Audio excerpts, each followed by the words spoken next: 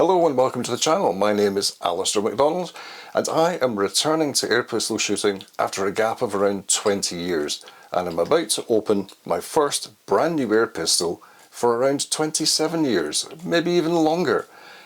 It's a Feinwerkbau and it's the P8X, and we're going to do an unboxing.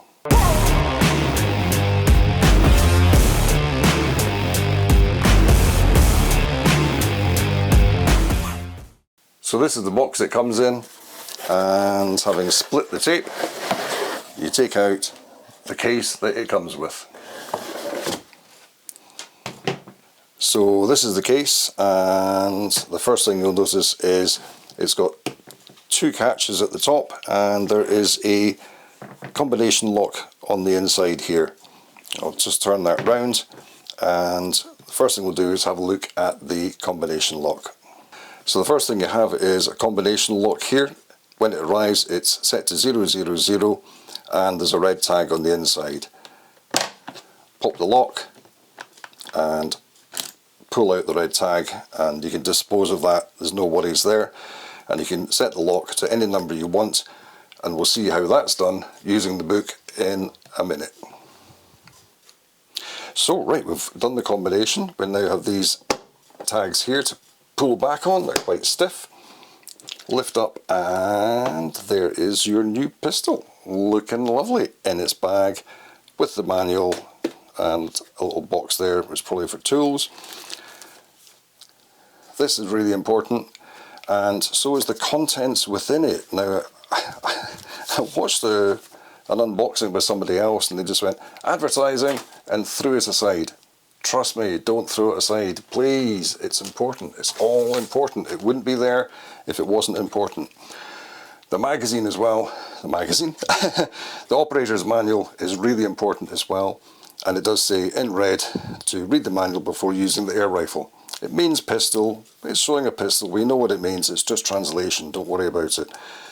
Read before you try to shoot this pistol. Get to know your gun before you do anything. Put it aside just now. What's in here?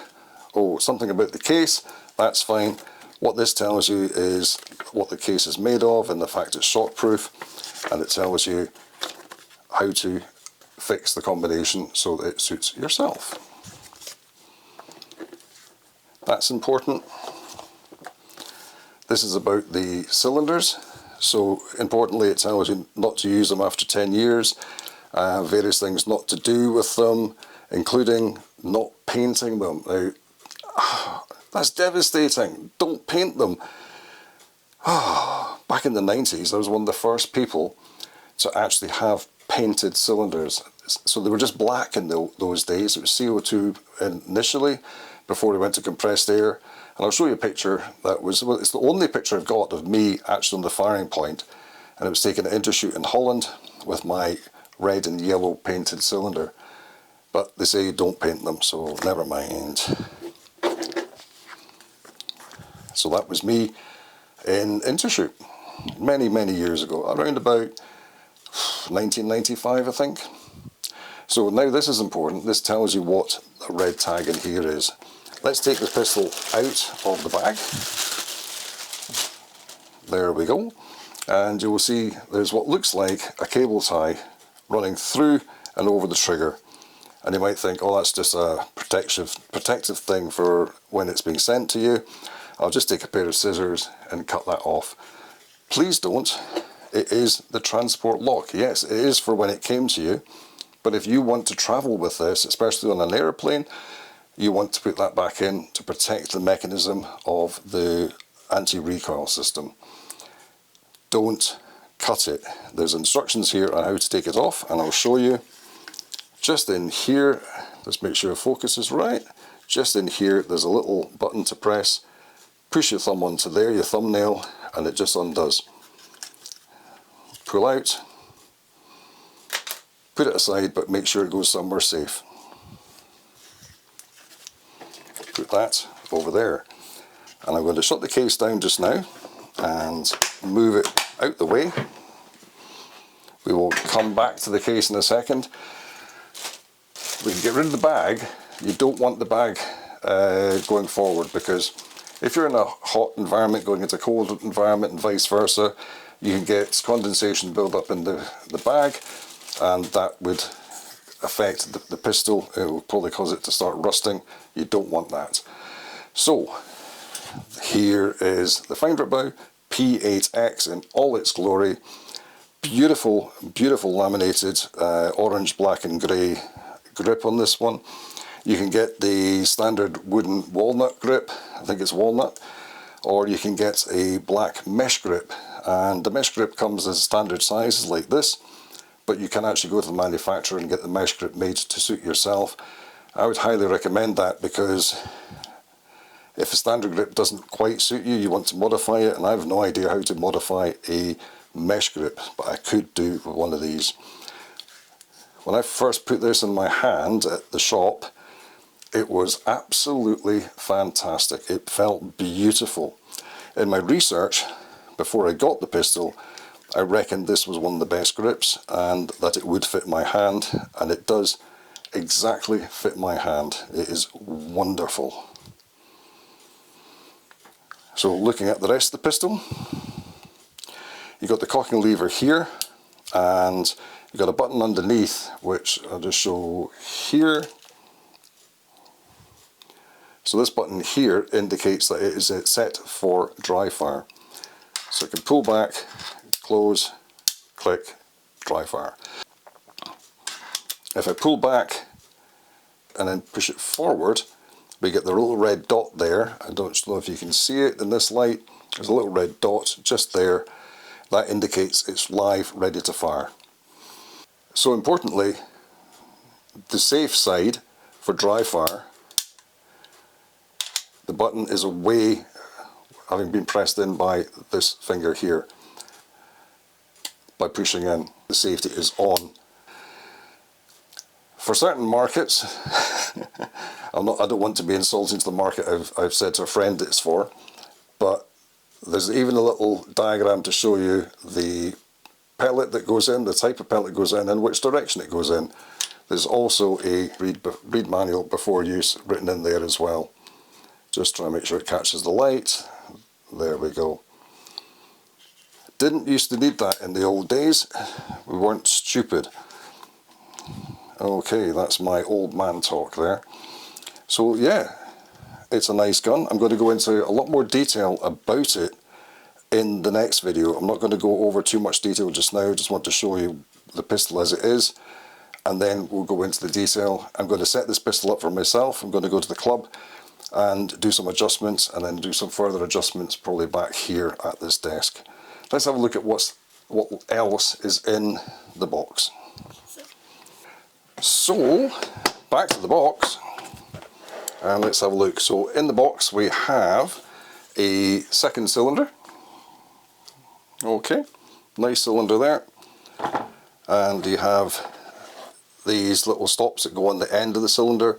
So as you can see, it's already got one on when it comes, and the other end fits directly into the pistol as well, so you can actually take this off, store it, and the second cylinder, and then put that into the pistol to protect the innards of the pistol. This section here is obviously for your tin pellets, and if you want, you can have 2 tins of pellets, or you could use the other side to hold other bits and pieces. Maybe put these into there with other things and do that. There's a secondary cutout here which is in place, so we've got a couple of blocks here that can come out, and you can put other things into there if you want. It might be, it's not going to fit, is it? Oh, my old individually placed pellets won't quite fit into that space. Oh, that's a disaster, Feinwerkbau. Sort that out. Oh, I'm not happy about that, he says jokingly. And here we have another box here. Now I've noticed in this box it's the same as the case itself, that there's a little pad here where you can put your name. Okay, you might be able to get a little plate made and put your name in there, if that's the sort of thing that you like. So let's have a look at what's in here.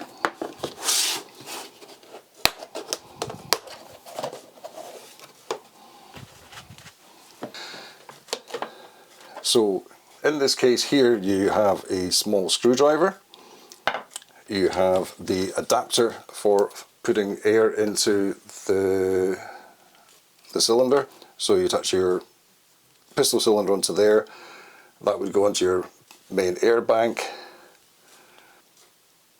So that's a nice little bit of kit there. If you've got your own cylinder at home, just leave it in, otherwise you're going to be taking it back and forth to the club like I will be until I get a cylinder. And that's just a nice little protector to look after it. But what else do we have in here? We have a couple of bags. So in this bag here, another Allen key and another Allen key and a bleeder.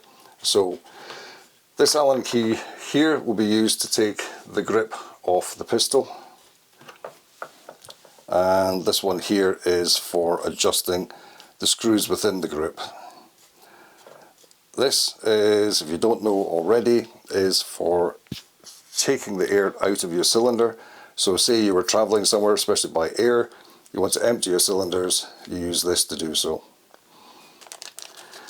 In this packet,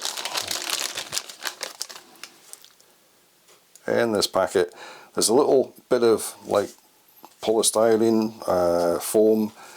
You might not think much of this, it doesn't look like much at all. So this little piece here is quite important. If you have to adjust your grip to a point where you're not as angled down as it comes to you, and you adjust the grip, it lets light through between the top of the pistol, or the underside of the pistol and the top of the grip. This is to blank that out, and it could be quite handy if you don't want to have your grip angled too far.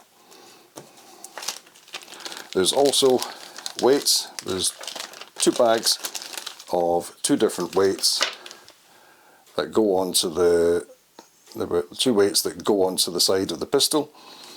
I will show you how to use those in another video. And that's it. I think that is everything that was in this box. So that's the pistol back in the case, looking nice. I've got my tins of pellets there. I've got my toolkit, which will go back into here once I've put everything back where it belongs. Nearly lost the bag. And that will be me. Well, thanks for joining me with the unboxing of the Feinwerkbau P8X. And I've got to think carefully about saying that, because the P makes me want to say Walther for some reason. The Feinwerkbau P8X.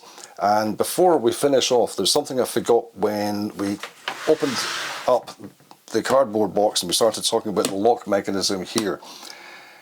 You've got the combination lock, as we mentioned.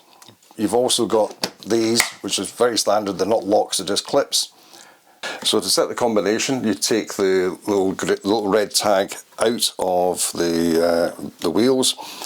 You push the lock button, the unlock button in the way. So to open, you would pull out. If you push it in, you can then adjust the wheels to the numbers that you wish, then release, and that will set the code for your case. So the moment it's set for me, but these locks are not invincible. Combination locks aren't the most secure things in the world, and people can get into them very quickly if they want to. So they have provided a case with 2 holes that go through the handle here and here for long looped padlocks to go through. So if you get a padlock with a loop about that size, so we'll just measure that, I would suggest the minimum size would be 4 centimeters. I would go for 5 or 6 centimeters in loop length, then the padlock to go through here and secure your case. If you want to really secure, get 2 padlocks. There's 2 holes. Go for it. And that's it. That's all I want to say about that just now. Again, thank you for joining me today. I really appreciate it. Next video, we'll look at setting up the grip to suit me, so I can help you set the grip up for yourself.